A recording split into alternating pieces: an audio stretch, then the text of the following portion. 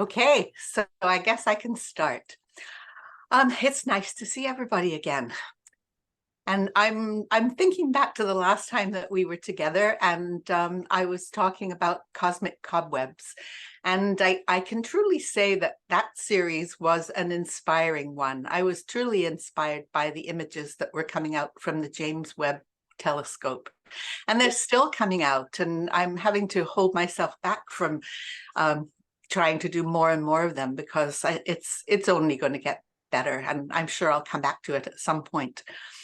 But this time, and those who were there on Friday will have heard me say this, I may be feeling a little bit sort of darker about the whole thing. And this time I don't really feel like I can say that I'm inspired so much as it wasn't the wildfires of this past summer were an impetus for the new series of yarn that I'm going to be showing you. And then after that, I'm going to be going back to a theme that I've shared before, which is the lichen series. And once again, I've been doing some more dyeing with lichen, and I know more now than I did before. And Wow. I have a little bit more That's information not to what share I'm with you thinking for. on that front as well. So I'm going to hope that my share screen is going to work, and we'll get started here.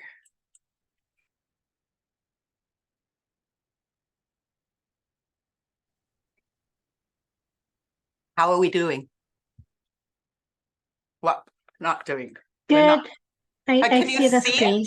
Yes. Okay, you can see a screen, but you're not seeing the right screen. You're seeing something that I didn't really mean for you to see. So I'm going to click this button and hope that it's the right button. Okay, let's try this again. All right. Here's where I really want to share, I think. How's that? Can you see this? Yes. Yes, excellent. So the screen share is working. Yes. Yes. So I will start by showing you a slide of the new yarn that I've dyed. And it's just a gorgeous yarn. It's beautiful as only something that contains 70% mulberry silk can be, and then 30% merino as well. And it is a boucle, but not boucle in the way that the mohair boucle is, with notable little bubbles. This reminds me almost more of a very soft chenille, a really drapey and really soft chenille. It's got that kind of soft feel to it, and it is simply glorious. And I've only just finished dyeing it, and so I haven't had a chance to work with it, nor has anybody else yet, to see what can be done with it. But I envision that it would play really well with some other yarns as kind of a feature. And I love the yarn, and I'm looking forward to sharing it with you. But where did this come from? It did come from the wildfires this summer. And this time I guess I was driven to do it because I felt particularly connected to it, because my daughter was in the interior and could actually see the West Kelowna fire, the big one, that probably the biggest one that we had this summer, from her window. And it's really kind of an important thing. And it was staggering for me to discover that of all of the carbon emissions on the planet during this past year, more than 25% was attributed to the fires that happened, the wildfires that happened in Canada over the season. So, I really felt that I was very much influenced by knowing that, and by being connected with my daughter in living where she lives during that particular fire. And she was messaging me a lot, and I'm going to share just a few of the quotes in the WhatsApp exchange that we were having. So August the 17th at 7:26 p.m., she says, "I can see flames coming down the hill. Still no worry for us. 99.9% certain it won't cross the lake." And then later on that day, she sent another image, and you could see that there was more smoke, but she still was feeling really confident that the lake is like 2 kilometers across, and she felt like it was heading more towards Salmon Arm, where there was a music festival that she was planning to attend, than it was to actually crossing the lake. I should give you a full screen here. That's better. Okay. So that was the image that gave rise to the first in the series that that I dyed, and I was really using just the highlights of the orange, because mostly at that point it was the smoke and it was still the sky and it was still the lake. And then later on that evening, she says, "This is as close as I've ever been to a big fire like this." And so she was sending pictures and saying, you know, this doesn't even really do justice to what's going on here. The flames actually go right across the picture that she sent. And this is her picnic table in her yard. And she's looking across that, what now appears to be a fairly small body of water, as that fire is moving. And then in the middle of the night at 12:38 a.m. specifically, she sends another message, and the fire jumped the lake. A and J, who are her friends, with 2 dogs and a cat, have just arrived here. And when they looked over the lake that night, this is what they could see, and it was definitely moving. And that was the yarn that, the colorway that I used that was based on that particular image. And then she said, late the next night, she says, "It's scary watching the flames, and a different kind of scary when you can't see anything because of the smoke." And this is the kind of fire that she's seeing. And I included this image for a number of reasons. One, well, it's a different image than we usually see. It's bright yellow in color, and with that white there too. And I was sort of thinking to myself, what is going on here? And it really caused me to take a look at the colors of the fire. And it's kind of an interesting story, actually. Contrary to what we might think, the red fire is the coolest. And as it moves along the color spectrum, it's hotter and hotter. So this is a really hot flame. This is where, this is both yellow and white, which gets into an even hotter spectrum. And we don't so often see that in our fires. It usually happens when the area has already been burnt once and the flames are moving backwards, or as in this instance, they're moving actually up a slope. And then they can really gather a bit more of that heat, and they're burning where it's drier, where there's more dust to use as fuel, and a little less oxygen too. So you begin to get the really hot colors. And it's interesting to me because as firefighters work, you know, we worry when we see them so close to the red flame. And that is actually a lot cooler than working somewhere near a yellow and white fire like this. And even more interesting, when you actually move further down the color spectrum, you can get into green flame, usually only in industrial areas or places where buildings are burning, and there is more chemical matter that the fire can catch hold of. And then you'll get green flame, which is why those industrial fires can be just so dreadful, because they are just so hot. And then the hottest of all is the blue flame, which is very scary, but interestingly, because it has that shorter wavelength, it is not so hot to be near a blue flame. And we know that, those of us who've worked in labs and used Bunsen burners and things, the blue flame is really hot. Where the blue meets the yellow is the hot point of that flame. But in fact, if you get close to the burner, you actually have to be really in it to get that heat. And so, you know, the hotter the fire, probably the less horrible it is for the firefighters, but just knowing what we know about it really is pretty scary. So it was another interesting thing to learn about the colors of the fire and what that can tell us about what's going on. And then here's the yarn that I dyed based on that particular image. Now, moving on here.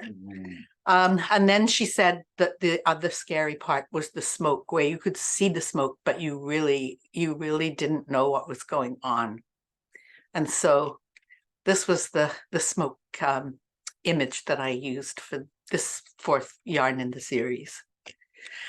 And then finally, August the 19th, she sent this map, which was really really getting a little bit uncomfortable, I think, for everybody, where she says the red line is the fire perimeter and the blue dot is A&J's house. So you can see that they've actually got fire encroaching on two sides, and they were watching out of their door camera, and the neighbors were also sharing what they could see out of their door cameras.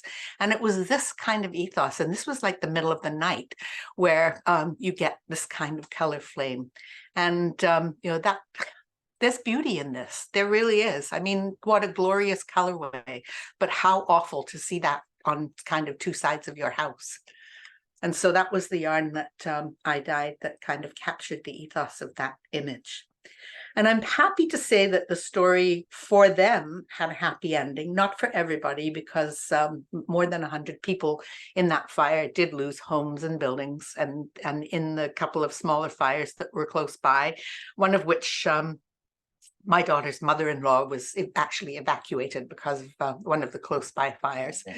But of the immediate connections that I had, people were fortunate. A&J were able to go back with their animals to their own home, and they're there. And so, that was sort of the impetus for that whole yarn series. And I'll just show it to you one more time, because despite the bad situation, there's beauty to be found in it. And I hope I've managed to capture that in that particular yarn series.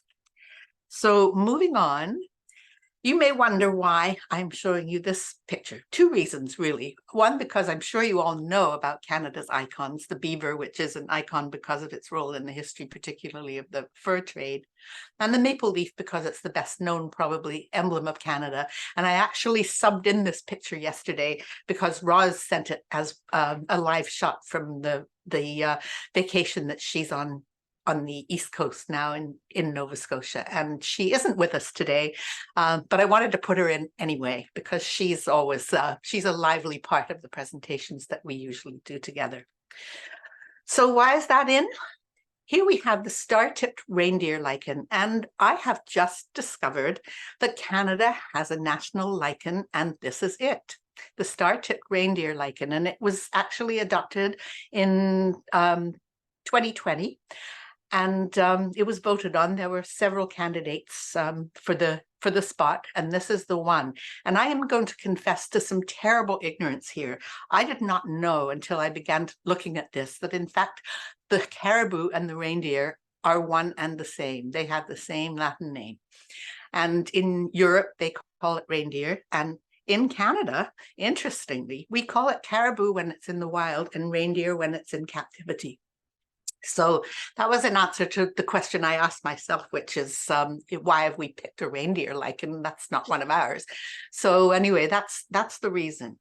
And just to talk a little bit about lichen, it's important to us because it covers 7 or 8% of the planet's surface. It is the ground cover, so it's a significant piece, and Canada has more of that than any other country on Earth. We have, in fact, in Canada, more than 2,500 species of lichens. And we have cause to worry because lichen at the moment is a net carbon sink.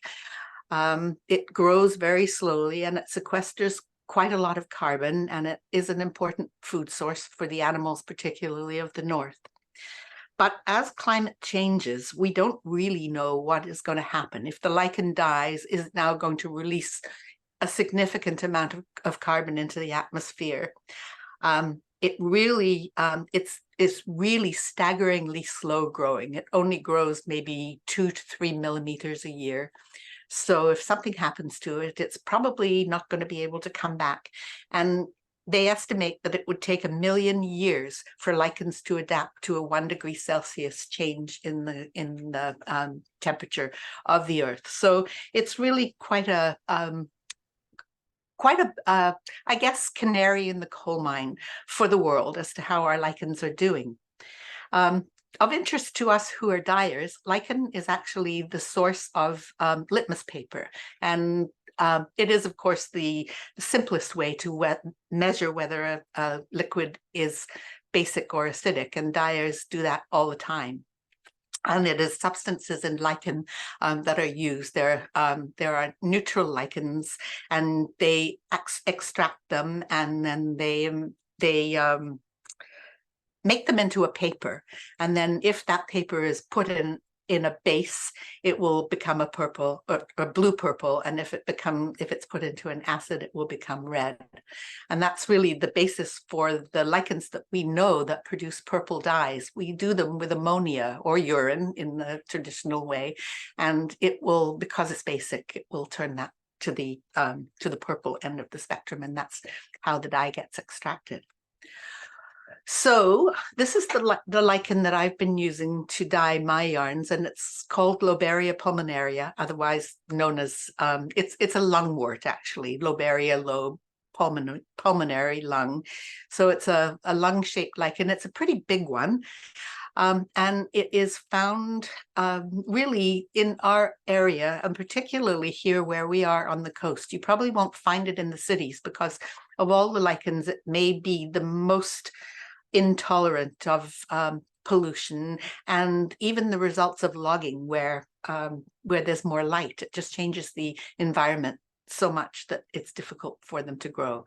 And they're usually in areas, it's sort of a mixed forest where there are maple trees are the most important hosts. So it's usually where there are maple trees, but other trees, evergreen trees that will provide the environment that it needs during the winter. And just before I forget to say it, after all that I've said about the fragility of the system, never pick a lichen. It's tempting when it's all covered on the trees, but as long as it's on the tree, it's still growing. Got to wait till it blows down, and then it's no longer able to survive when it doesn't have its tree. Last year, I had I found a nice collection of Loberia pulmonaria. I went back this year, and this is what I found. Stuff had happened. There had been serious flooding over the winter. The area was essentially closed, and from where I could stand, I looked up and saw that all of the trees were in fact dead in that area. So it definitely tells you that this is something that is not going to go away. This is just now the dyeing process. In the bowl on the left, you can see the before picture, and you can see actually on the underside that kind of gold color. And then the after is on the right where it's been dyed and it's extracted a lot of stuff. And here's the gorgeous color that you get from Loberia pulmonaria. I love it. It's a beautiful golden kind of beige. And so it makes a great base for the yarns that I've been dyeing just in and of itself. So this is the series that I dyed over this season. And I've done lichens before, but it seems like every time it's different, because at this time of year, every time I'm driving, I see a new combination on the trees. And so I'll just snap a picture and it's kind of becomes the lichen of the day. So I never get the series to be the same because I keep seeing new things that are happening on trees. But what you can see there is that in each skein, you can detect that beigey gold underneath. I haven't completely covered every area of it. I've kind of I've painted it in different areas, and that's what I get. And then I added a new one, this time too, 100% llama fingering. And this is very much a limited edition. It's all a limited edition because the quantity of lichen that I can or would access is limited. But I did it too on the 100% llama fingering. And I'm very pleased with that. It's just, it's gorgeous. The skeins, the set has 5 25-gram skeins, and each of those skeins is 109 yards. So there's enough there to, think about a project of some kind. And it's sold as a set, as is the one on the mohair boucle. And I was pretty pleased with how that all worked out. Just for the weavers now, we've had people who've talked to knitters and people who've talked to crocheters and people who've talked to felters, but I'm going to just, weaving is my thing more than any of the other aforementioned things that people do with yarn. And this is one that I recently did for the art crawl on the Sunshine Coast. And my husband is an artist and painting is his medium. This is an acrylic that he calls Lichen Forest. And so I chose the colors from that particular painting and dyed the yarns and used some things from my stash. And this is the kind of thing that you can do when you get an interesting set with different colors in it, that you can just use them as a feature yarn, because most of that is not the colored yarn. Most of it is variegated, yes, but there's a lot of the same yarn in that, and the other ones are just used kind of as a feature color here and there, and it works quite well. And similarly, oh, this is the detail from that one. So you can see that there's not tons of color, but there's a lot of green. And this one as well, only a quarter of the yarns in that shawl are actually the mohair boucle that I had dyed, and the rest are basic browns that come from my stash in other places. So there's lots of things that you can do with that kind of thing. And I am going to just switch, actually, before we go here, I'm going to stop sharing for a second and ask Marianne if she would like to tell us what she has done with the boucles. Hi. So I'm wearing the project, and this was a takeoff on Roz's simple sweater pattern, and it's knit cuff to cuff, and I made it into more of a jacket. But I wanted to show you, I had 2 sets of the mini skeins for the lichen, the boucle, and I wanted to feature those colors. So I set the arms on this garment as the feature item. And what I did was I doubled the mohair boucle. And then it was neat because it's cuff to cuff. I could kind of see how the colors played together as I went along. And it's very, very squishy when the yarn is doubled. And then in the middle here, Penny had this, I think it's called Big Kid. It's Big Kid, yeah. Big Kid? It's the Okay, bigger cool. boucle, yeah. Cool, and it's a little bit bigger boucle loops. And this is also lichen dyed. And I thought, oh, I want that as the center of the jacket. So this took about 1 skein plus. And then this is just less than the 2 mini skein sets. I think it took about 8 and a bit minis, and that's doubling them. So it covered quite a lot of territory. So that's what I ended up doing with the lichen yarn, and it's really nice to wear. Very, very nice. And as Yuriko said the other night, it smells really good too. It's funny, but it's true. Yeah, the lichen smell doesn't go away. You can always tell, that it's there, and it's been washed. I mean, it's been, Yeah. and it's been treated with the other dyes, and it's been steamed, and it's been rinsed, and it's had all those things, and you can still pick up that lichen smell. But I was so excited to see what Marianne did with doubling those yarns, because I haven't done that with the bébé before, and I'm just looking forward now to maybe doing a blanket or a throw or something using that double, because it just does give it's still very light, but it is so cozy. It's just unbelievable when you see those things together. And the gauge of it, like doubling the bébé, it balances nicely with this Big Kid. Like, so you don't have a real thin yarn, that works the weight well overall together. Is the same. One's really half the weight of the other, but it sure gives you plushness that you don't get with the single strand of the bigger Kid. That's true. Yeah, that is true. Really, really great. So I'm just going to go back quickly in the time that I have left to my share screen. Where are we? We're here, I think. Okay. And just tell you what's coming up next. If you can see that, I hope you can. Yes. Okay. Why aren't you going down? Why? Okay. Let's try this. Nope. Let's try something else then. Not advancing for me. Okay, let's go. Let's just escape the big. I am frozen, completely frozen. What am I going to do? Can you get out of the full screen mode? No, No. won't escape either. Nope. Oh no. Yeah, so I don't know what let's just try stop share. No, yeah, there we go. Okay, let's stop share and let's try share again and see if it works better this time. Okay. All right. Nope. Okay, we'll just go back. And we're not going to spend a lot of time going through the slides that I was going to show you, but I'll just go back in here and see what I can do here. No, I can't. That's too bad. Let's see. Okay, there we go. Okay. So oh, it was several sessions ago now, I think, where I showed you this little hat that Marianne had done with Surrey Silk Cloud.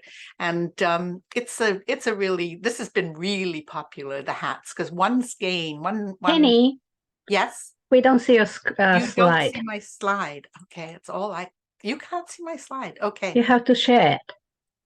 I did share it. I thought I shared it. Okay, let's try this again. Okay, let's try this again. Can you see it now? Yes. Yes. That's the next okay. slide. Yeah. That's okay. the next slide. Okay, so I'm going to go back just to this one because I just want to say that this was one of Marianne's designs, and yeah, she's holding up the yellow one. You can probably see in her picture as well. That was using the Surrey Silk Cloud, and one skein of Surrey Silk Cloud actually will make 2 hats and a pair of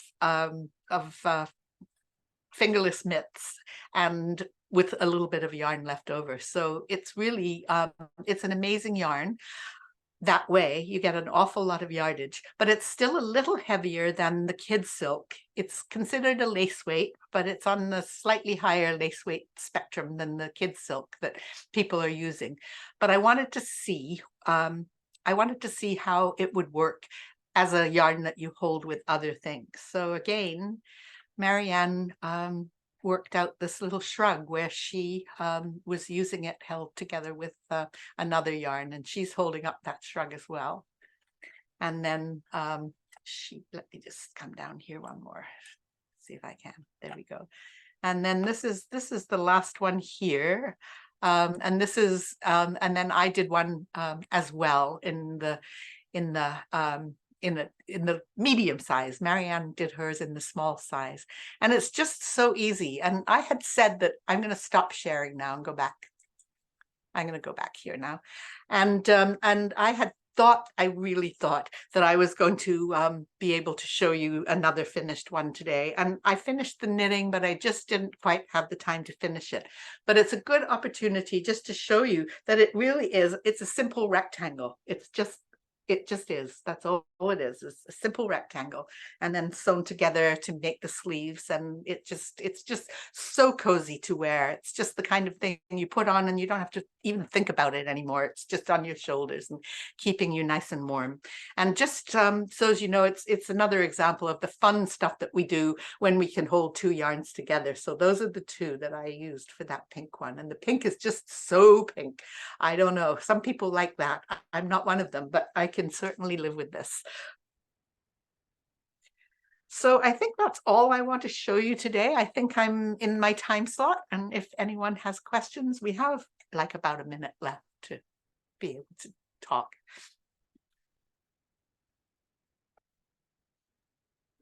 Any questions or comment? Anybody?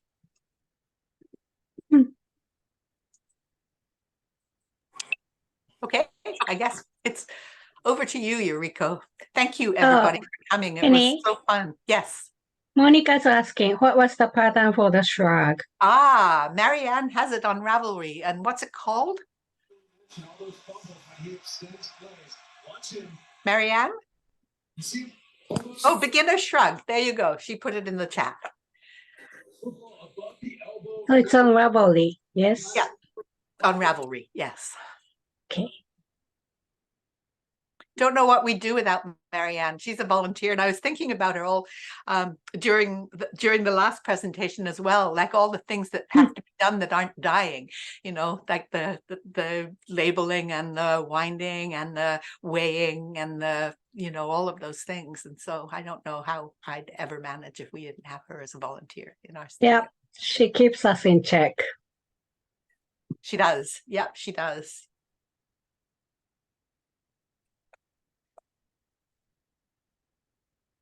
Okay, anybody else? If not, I'll stop recording. Thank you, Penny. Thank you, everybody.